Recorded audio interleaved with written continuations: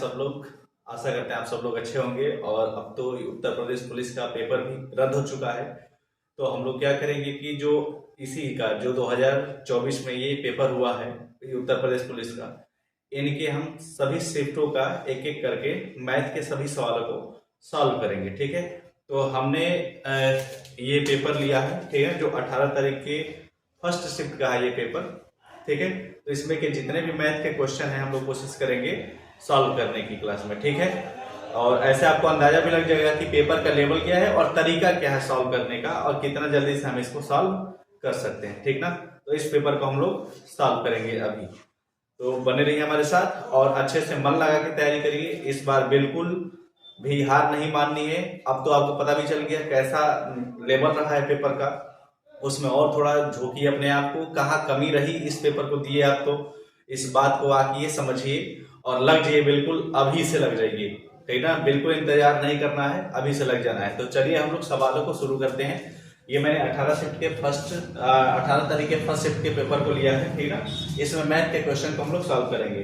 तो पहला क्वेश्चन आप अपने स्क्रीन पर देखेंगे, मैं यहाँ पेपर में पढ़ूंगा। ठीक ना, क्वेश्चन क्या कर रहा है कि देखिए ये दशमलव वाले सवाल है। ठीक ना, यानी कि क्वेश्चन क्या है मैं यहाँ पे एक बार लिख भी दे रहा हूँ। ठीक ना, कह रहा है कि 5.061 plus 3.98 plus 0.7034 plus 7.6 plus 0.3 plus 2, इसको सॉल्व करना है। ठीक है, इसको जोड़ना है। ठीक है, ऑप्शन भी आपके सामने दिखाई दे रहा होगा। ठीक ना, ऑप्शन आपके सामने दिखाई दे रहा होगा। आप देखिए इस क्वेश्चन को सॉल्व कैसे करना है, सबको जोड़ना नहीं है। ठीक ना, हम लोग इसे कैसे सॉल्व करेंगे, हम लोग इसे सॉल्व करेंगे डिजिटल सम से। ठीक ना, इसको सॉल्व कैसे करेंगे, हम लोग डिजिटल सम से इसको सॉल्व करेंगे। ठीक, तो डिजिटल सम से इसको सॉल्व करेंगे हम लोग। देखिए कैसे सॉल्व करेंगे और बहुत जल्दी सॉल्व हो जाएगा। समझिए, डिजिटल सम का मतलब होता है क्या है, डिजिट का सम यानी अंकों का योग। तो अंकों को जोड़ेंगे 5, 6, 11, 11, 1, 12। और 12 में भी आप देख रहे हैं 1 और 2 मिल रहा है, इसका मतलब यहाँ बन गया 3। यहाँ कितना बन गया 3, तो मैं सीधा लिख रहा हूँ इसका योग कितना बन रहा है, अंकों का योग 3 बन रहा है। जहां 9 बन जाता है उसे काट दिया जाता है। ठीक ना, तो मैंने 9 को काट दिया। ठीक ना, तो 8, 3, 11, 11 का मतलब 2 बन जाएगा, क्योंकि 11 में 1 और 1 कितना हो जाएगा 2। 7, 3, 10, 4, 14, 14 का मतलब 5 बन जाएगा, क्योंकि 14 में 1 और 4 5 हो गया।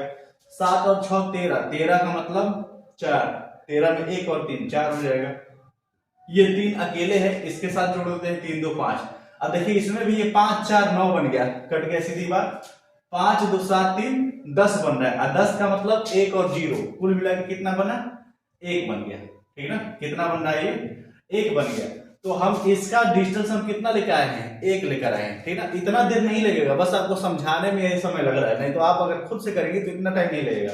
अब ऑप्शन में देखिए, ऑप्शन में दिया है 19.6440। इसका अगर डिजिटल सम देख रहे हैं तो 9 को काट दीजिए, 6, 4, 10, 4, 14, 1, 15, यानी ये हो जाएगा आपका 6 बन जाएगा इसका। तो पहला ऑप्शन ये तो होगा नहीं।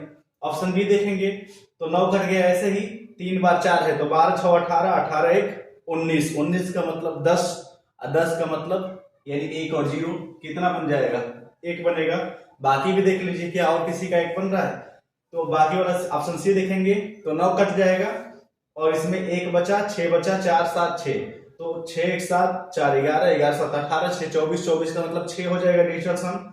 फिर ऑप्शन डी में देखेंगे तो इसमें भी 9 है, इसको काट दीजिए, 6, 1, 7, 4, 7, 4, 11, 6, 17 और 17, 7, 24, 24 का मतलब भी 6 बना डिजिटल सम। तो सिर्फ ऑप्शन बी मैच कर रहा है जिसका डिजिटल सम 1 आ रहा है। तो उत्तर कौन सा हो जाएगा, ऑप्शन बी। यानी आपको जोड़ना नहीं है, सिर्फ डिजिटल सम देख लेना कहाँ डिजिटल सम इनका मैच कर रहा है, तो ऑप्शन बी इसका उत्तर हो जाएगा। ठीक है, तो पहला सवाल हम लोगों ने सॉल्व कर लिया। ठीक है, इसको आप बिना कॉपी पेन के ही सॉल्व कर सकते हैं, इसमें बिल्कुल टाइम नहीं लगेगा। अब अगला क्वेश्चन आप अपने स्क्रीन पर देख पा रहे हैं। अगला क्वेश्चन है कि सबसे छोटी संख्या जो एक पूर्ण वर्ग है और संख्याएं 4, 10 और 12 में से प्रत्येक से विभाज्य है। ठीक है, तो आपसे पूछा है ऑप्शन के हिसाब से आपको बताना है कि पूर्ण वर्ग भी होना चाहिए और वो 4 से भी कटना चाहिए, 10 से भी कटना चाहिए और 12 से भी कटना चाहिए। इससे 4 से, 10 से और 12 से कटना चाहिए।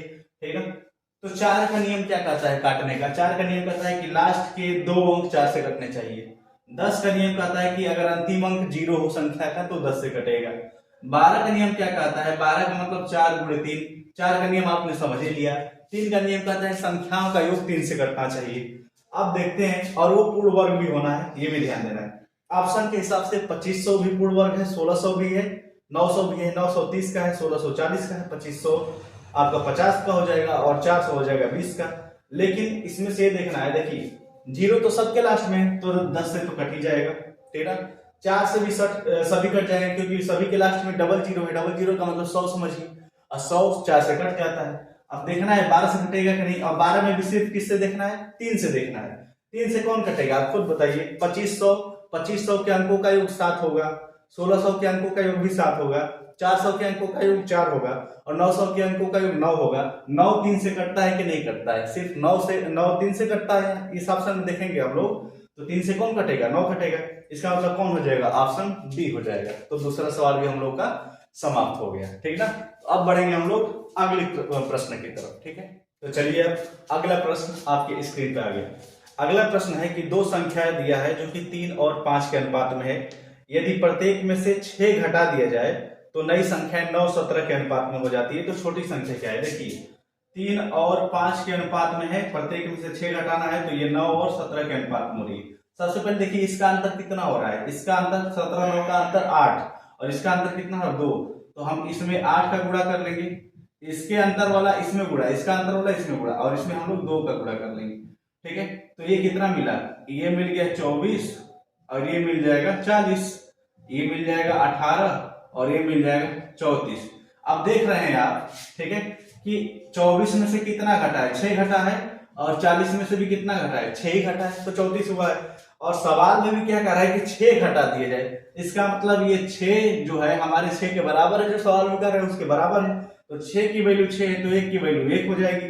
हमसे पूछा है कि सबसे छोटी इसमें कौन हो जाएगी, 24 की 40, तो 24 होगी। तो 24 में 1 का गुणा कर ले, यहाँ पे क्या मिलेगी 24। तो ऑप्शन नंबर आपका हो जाएगा बी, ऑप्शन बी, यानी 24 इसकी छोटी संख्या है, ठीक। तो अब चलते हैं हम लोग अगले प्रश्न की तरफ। तो चलिए अब अगला प्रश्न आपके स्क्रीन पर आ रहा है।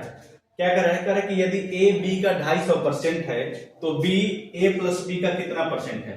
कह रहे हैं कि ए जो है वो बी का 250% है, परसेंट का मतलब बटा 100। तो हम इसे काट देंगे तो ये कितनी बार में 25 दहा में और 25 चौके, फिर इसको काट सकते हैं, 5:2 आया, यानी a बटा बी कितना आया, 5/2 आया। आपसे पूछ रहा है कि b a प्लस बी का कितना परसेंट है, b जो है a प्लस बी का कितना परसेंट है। तो आप समझिए कि x परसेंट है, तो क्या करना होगा, x का मान निकालना है तो हम b बटा में a प्लस बी रखेंगे और गुणे 100 कर लेंगे, ठीक ना, और परसेंट लगा देंगे यहाँ पर। अब बात समझिए, b का मान क्या है 2 है, तो a प्लस बी का योग कितना हो जाएगा 7 और गुणे 100%, तो 2/7 गुणे 100% कितना हो जाएगा 28 सही 4/7% हो जाएगा, 28 सही 4/7, ठीक ना। कैसे हो जाएगा, देखिए अगर इसको करेंगे तो 200/7 आएगा ना, 200/7 का मतलब कि आप 200 में 7 से भाग दीजिए तो 7 दूनी 14, 6 बचा 0, 7 8 56। ऑप्शन में देख लीजिए 28 कहाँ दिख रहा है, 28 वाला जो है वही ऑप्शन होगा, तो ऑप्शन नंबर डी इसका उत्तर हो जाएगा, ठीक है। अब बढ़ेंगे हम लोग अगले प्रश्न। अब अगला प्रश्न आप स्क्रीन पे देख रहे हैं, कह रहे हैं कि संख्या 323 में है, ठीक है। तो इसके बारे में कथन दिया है, मतलब कि आपको पढ़ के समझना है कि 323 में क्या है। पूछा है कि कोई अभाज्य गुणनखंड नहीं है, 2 अभाज्य गुणनखंड है, 3 अभाज्य गुणनखंड है और 4 अभाज्य गुणनखंड है, ठीक है। 323 में सबसे पहले देखिए कैसे इसको निकालेंगे हम लोग। सबसे पहले देखेंगे अंकों का योग, अंकों का कितना हो रहा है 3 2 5 3 8, अंकों का योग 8 हो रहा है। इसका मतलब ना तो ये 3 से कटेगा ना ही 9 से कटेगा, क्यों, क्योंकि अंकों का योग 3 और 9 से तभी कटता है जब वो 3 के पहाड़े या 9 के पहाड़े में आते हैं, ठीक है। तो 3 और 9 से नहीं कटेगा। फिर चेक करते हैं 3 और 9 से नहीं कटेगा, और एक और बात, ना ये 2 से कटेगा, ना 4 से, ना 6 से, ना 8 से। 2 से नहीं कटेगा, क्यों, क्योंकि इकाई अंक सम नहीं है। 4 से भी नहीं कटेगा, इकाई अंक सम नहीं है। 6 में आप देखेंगे तो 2 गुणे 3 है, तो इसमें भी सम और विषम यहाँ होना चाहिए, यानी 3 से तो कट ही नहीं रहा, 2 से भी नहीं कटेगा, ठीक है। ऐसे ही 8 से भी नहीं कटेगा और 9 से भी नहीं कट रहा, क्योंकि योग नहीं बन रहा है। तो चेक करेंगे किससे, अब 11 से चेक करेंगे, ठीक है। 11 का नियम क्या कहता है, 11 का नियम कहता है एक को छोड़ दो, तो यहाँ देखेंगे तो 6 बनेगा, इसका योग 3 3 6, और जो बचा उसको डिफरेंस इसमें से लो, तो जो आएगा वो 11 से कटना चाहिए। क्या 4 11 से कटेगा? या तो डिफरेंस 0 हो या 11 का कोई भी मल्टीपल हो, नहीं मिल रहा है तो 11 से भी नहीं कटेगा।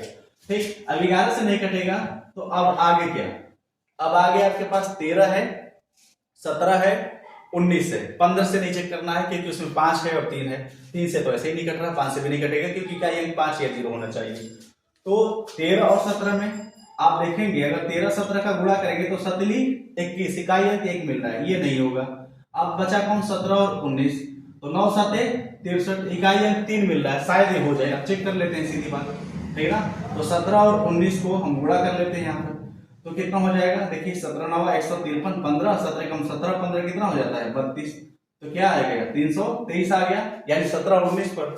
तो ऑप्शन के हिसाब से कौन हो जाएगा? ऑप्शन बी कि दो अभाज्य गुणनखंड है, दोनों अभाज्य गुणनखंड है ना, 17 भी 19 भी दोनों अभाज्य गुणनखंड है। अभाज्य का मतलब जो इनको कोई काट ना सके, ठीक है। तो इसका ऑप्शन हो जाएगा ऑप्शन बी, ठीक है। अब आप अगला प्रश्न देख रहे हैं। अगला प्रश्न क्या है? कह रहा है कि अगर आप 108 में सिंप्लीफिकेशन का सवाल है, 108 divide by 36 into 1/4 plus 2/5 into 1/4, ठीक है, इसको सॉल्व करना है। देखिए सबसे पहले डिवाइड करेंगे तो ये कट जाएगा 3 बार में, तो ये बचा 3/4। यहां देखेंगे तो ये कट जाएगा 2 बार में, तो ये बचा 1/5 दूनी 10 बचा। इसका एलसीएम लेंगे 20, 4 5 20, 5 3 15 और 10 दूनी 20, तो कितना आ गया? 17/20, ठीक ना। कौन सा ऑप्शन हो जाएगा? ऑप्शन हो जाएगा डी, ऑप्शन डी 17/20, ठीक है। अब अगला सवाल आपके स्क्रीन पर। सवाल क्या करे कि एक आदमी एक वस्तु को 25% के लाभ पर बेचता है। यदि उसने इसे 20% कम में खरीदा होता और 12 रुपया 60 पैसे कम में बेचा होता तो 30% का लाभ होता, तो उसका क्रय मूल्य बताइए, ठीक है। देखिए करना क्या है, ऐसे सवालों में हम 100 मान लेते हैं तो ज्यादा बेहतर आता है। तो हम सीपी यानी क्रय मूल्य कितना मान लेंगे? 100, और कह रहा है कि ये 25% लाभ पर बेचता है, तो एसपी क्या हो जाएगा? 25 ज्यादा यानी 125 हो जाएगा, क्योंकि 25% लाभ पर बेच रहा है। अब सवाल में कह रहा है कि यदि उसने इसे 20% कम में खरीदा होता, तो 20% कम में खरीदा होता यानी 100 रुपए में ना खरीद के अब 80 रुपए में खरीदा होता, 20% कम में खरीदा होता तो, और 12 रुपए 60 पैसे कम बेचता तो 30% का लाभ होता है। आप बताइए लाभ किस पर होता है? क्रय मूल्य पर।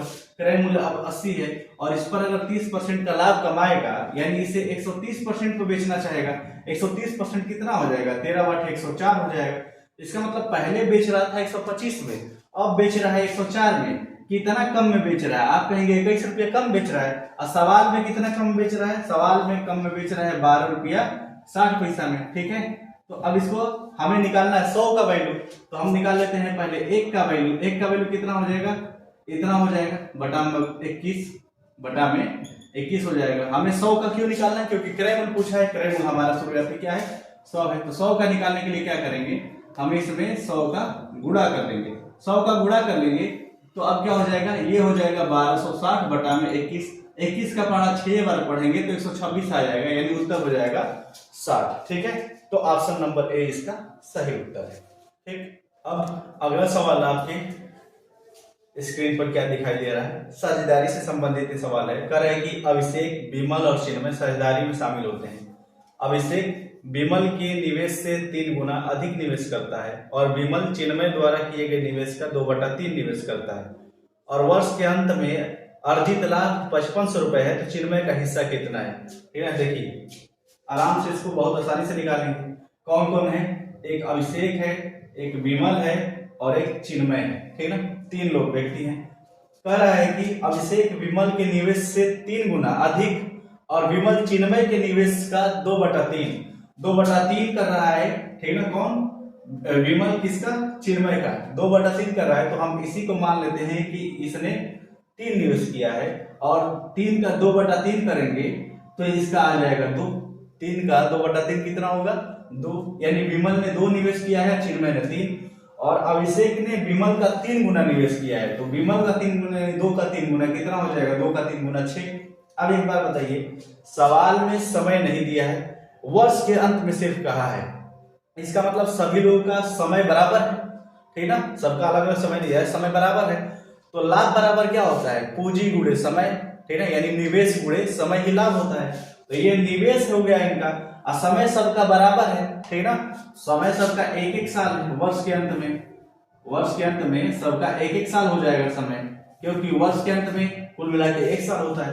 तो यही इनका लाभ का भी अनुपात हो जाएगा। तो लाभ का अनुपात कितना हो गया, 6 एकम 6 और 2 एकम 2 और 3 एकम 3। टोटल मिला के लाभ कितना हो रहा है, 6 2 8 3 11। जबकि सवाल में कितना दिया है, 5500 दिया है। सवाल में 5500, 11 का वैल्यू 5500, तो 1 का वैल्यू 500। हमसे पूछा है चिन्मय का कितना आ रहा है 3, तो 3 का वैल्यू कितना हो जाएगा, 3 5 1500। तो इसमें चिन्मय का लाभ हो जाएगा 1500 रुपए। तो ऑप्शन नंबर हो जाएगा डी। ठीक है, अब बढ़ते हैं हम लोग अगले प्रश्न की तरफ। तो चलिए देखिए अगला सवाल क्या कह रहा है। अगला सवाल दिया है आपको कुछ संख्याएं और कह रहे हैं इनके बीच में कुल कितने पद हैं। एक सीरीज है ये, ठीक है ना, 15 20 25 डॉट 135। पूछा इसके बीच में कुल कितने पद हैं, ठीक है। तो पदों का संख्या निकालने का एक फॉर्मूला होता है क्या, कि अंतिम पद माइनस प्रथम पद। तो अंतिम पद माइनस प्रथम पद बटा में सार्वंतर। इनका सार्वंतर हमेशा देखिए अंतर कितने का चल रहा है, 15 5 20 20 5 25, 5 का अंतर चल रहा है, बटे में 5 और एक जोड़ देते हैं, ठीक है ना। तो यहां से हमें मिल जाएगा कुल कितने पद हैं। लेकिन सवाल देखिए, सवाल पूछा है बीच में, इसके और इसके बीच में कितने पद हैं, तो हमें ये देखना है। तो हम पहले देखते हैं कि कितना यहां से आ रहा है। तो 135 और 15 का यहाँ अंतर हो जाएगा 5 0 13 में से 12, यानी कि ये बन जाएगा 120 हो जाएगा और 5 से कट जाएगा ये 24 बार में, तो 24 से 25। टोटल पद कितने हैं, 25। ऑप्शन में 25 दिया है, लेकिन घबरा के नहीं लगाना है। हमसे कहा है बीच में मतलब कि इस 15 और 135 के बीच में, यानी दो संख्याओं को और निकाल देना है। तो दो को और निकाल देंगे तो कितना हो जाएगा, 23। तो पदों की संख्या कितनी हो जाएगी इसके बीच में, 23 पद, यानी ऑप्शन सी हो जाएगा, ठीक ना। अब बढ़ेंगे अगले प्रश्न की तरफ। अगला प्रश्न है कि एक लॉन आयत के आकार का है जिसकी भुजाओं का अनुपात 2:3 है। लॉन का क्षेत्रफल 600 वर्ग मीटर है, तो लॉन की चौड़ाई क्या होगी, ठीक है ना। तो एक बात बताइए, आयत का क्षेत्रफल लंबाई गुणे चौड़ाई होता है और लंबाई चौड़ाई का अनुपात दिया है 2:3। तो हम मान लेते हैं उसकी चौड़ाई 2x और लंबाई 3x और दोनों का गुणा कर देंगे तो क्षेत्रफल हो जाएगा। और क्षेत्रफल सवाल में दिया है कितना, 600 वर्ग मीटर। तो यहां से 2 और 3 से काट देंगे 6 को, तो कितना हो जाएगा 100। तो x स्क्वायर का मान मिला 100, तो x का मान कितना हो जाएगा 10। आपसे पूछा क्या है कि लॉन की चौड़ाई क्या हो जाएगी। चौड़ाई आपकी 2x है, चौड़ाई कितनी है 2x, तो 2x की वैल्यू पूछा है, तो 2x बराबर कितना हो जाएगा 10 दूनी 20। तो उत्तर क्या हो जाएगा 20 हो जाएगा, यानी ऑप्शन नंबर डी 20 मीटर इसकी चौड़ाई हो जाएगी। तो यहीं पर इस सवाल को अभी के लिए हम लोग इतना ही रखते हैं, क्योंकि वीडियो बहुत लंबा हो रहा है। बाकी सवालों को नेक्स्ट वीडियो में हम लोग करेंगे। जितना भी ग्राफ वाले भी सवाल है उन सबको भी हम लोग करेंगे नेक्स्ट वीडियो में, ठीक है ना। तो जो सवाल बचे उसे नेक्स्ट वीडियो में रखेंगे।